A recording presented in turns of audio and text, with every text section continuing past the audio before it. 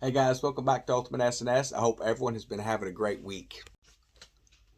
So the Mississippi River is drying up and key locations, key ports are being cut off, guys. It's something you need to be aware of. Now, how's that going to affect us here in America? How's that going to affect us as preppers and as people going out to buy food?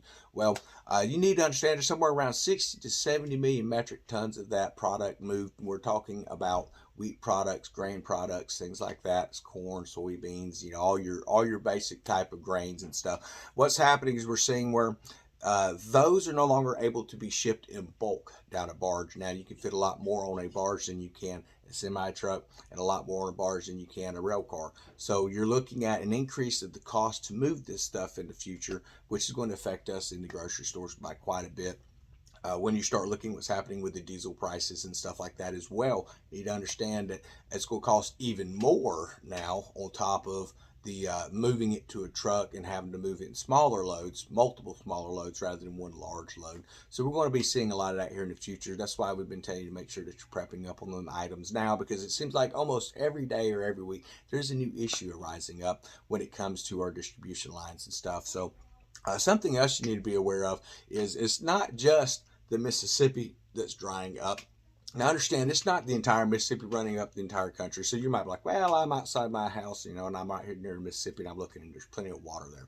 Understand it's near the key port areas. There has to be a certain depth there to be able to move those barges around. And what we're seeing is that those key port areas are actually starting to really dwindle in water. So they're not able to move that stuff. And they're also seeing where there's a lot of pollution, shipwrecks and all kinds of garbage that's just been dumped in there over the years. So my opinion is while this water level is low, would be a great time for the states. They keep talking about wanting to help infrastructure. Well, the best infrastructure they can help is to get that garbage and trash out of those river sources. That way, it's not contaminating the water source here in the future. But yeah, I doubt they're going to go that far.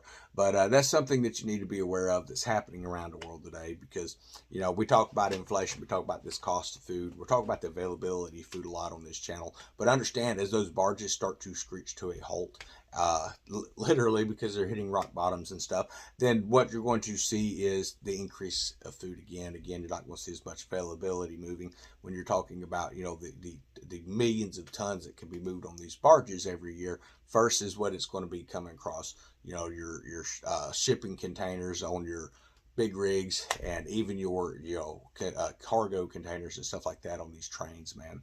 But I think we are pretty well aware of what's happening.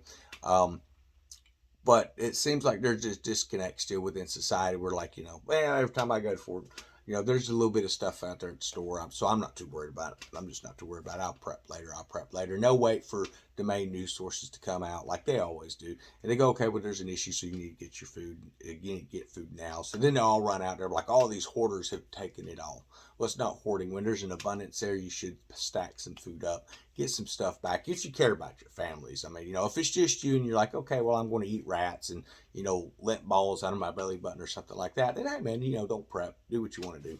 But it's just really disconcerting to see society just follow the narratives that are always given by the media. They never do any full research. They'll see a clip on thing. They'll show like a picture of an old shipwreck in the Mississippi. It's like, oh yeah, it's at all-time drought levels, and they never stop to think, well, how's that going to affect our food supplies? How's that going to affect the shipping costs and things like that as well? Because if you're no longer able to fit as much on a barge, and you have to put it all on these big rigs that are coming across, and your diesel prices are going up, mind you, you're moving less, and it's going to cost a heck of a lot more. That's why it's important that we figure out what's going on and get those systems fixed. A lot of people are sitting back, so okay, what this is it's climate change causing these issues and stuff. But we on that note, yeah, there's some climate change happening as far as what's happening. But of course, they want to blame it on your automobile. They want to blame it on your hairspray cans or whatever. But the fact that they're launching how many hundreds of rockets every year. Oh, we got to test rocket. We got to test rocket. They're burning up fuel sources. They're continuing to contaminate and pollute the earth. But that's okay as long as they're doing it. They're jetting around on their private jets and stuff. But we're the problem apparently. So if that was actually the biggest conditioner of climate change, you would see that the elite would be the ones stopping that kind of stuff as well. That they would all have to come to a halt on it. But that's not what we're seeing. So is the climate changing? Absolutely. When you get a global flood that happens, around 5,500 years ago or so, then yeah, you're going to see a drastic climate change from what the climate used to be in the post-flood world to what we're seeing now, and understand after all that destruction, things look pretty nice, but it's trying to revert back to that original atmosphere. And that's what we're seeing happening in the world. That's why it's getting warmer in areas, cooler in other areas. We're seeing water levels change. We're seeing continents starting to break and things like that. So if you're not aware of what's happening down in Africa right now, there's parts of South Africa that are starting to get, and we're not talking about, microfractures. We're talking about, 10, 15, 20-foot chasms that are coming up. If you remember the videos and stuff coming out of Kenya and things like that back in the days as well, there's a lot of that happening around our continents. But we don't hear about that kind of stuff that's important. What we hear about is a kid who basically has absolutely no education because they didn't go to school. They were just fed a bunch of garbage, and they get up there and they regurgitate it, just puke it back out in your face. And if you have anything to say about it, you get the "how dare you" speech, which is basically, how dare you, I'm a child and I'm throwing away my youth to make money, is what's happening, because they don't want you to know that she's being paid a lot of money for this crap, or her family is anyway. So but they themselves don't believe any of the mess that they're talking about. And yes, we're talking about Greta Thunberg, for those who are trying to figure out who we're discussing. But understand that there's a narrative that's pushed, and then there is always the truth. And it's up to you to dig to find that truth of what's going on in the world. That has always been your right. That has always been, it should have always been your focus, but that's not what we're seeing. So sounds like, with the midterms starting to wind down, with counting those ballots and things like that. Also, we'll have to wait and see how it turns out. We still haven't heard anything definite. Last I had checked, that they were pretty much tied in the Senate, but it sounded like the Republican Party was coming to a pretty substantial lead when it came over to the House. But as those mail-in ballots, as they start getting counted, you need to make sure that you know, if you live in those areas and you have large voting bases and groups and things like that, there's nothing wrong with calling recounts, and that goes to both sides. If y'all think that there's something not quite right in the count, talk to your legislators and get recounts made.